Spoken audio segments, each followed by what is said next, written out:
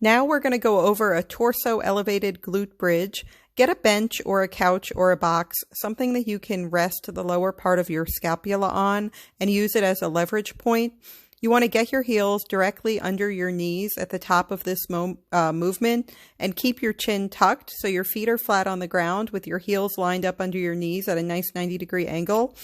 You want to keep your chin tucked because if you raise your chin, your back will overextend and arch as a result. So keep your chin tucked so you keep a nice neutral spine. One thing I see people do wrong here is not allow their rib cage to travel with them, and they just kind of hump their hips up and down in the air.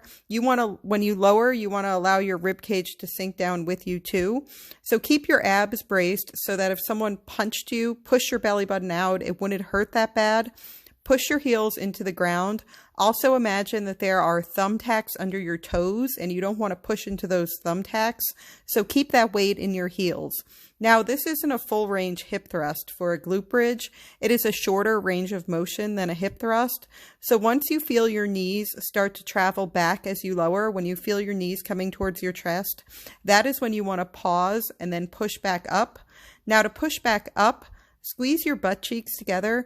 Imagine there is a quarter in between your butt cheeks and you're trying to hold it there and not let it fall to the ground.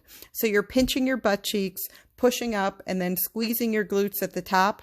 Really think about initiating it with your glutes and squeezing. Keep tension in your glutes throughout the entire movement.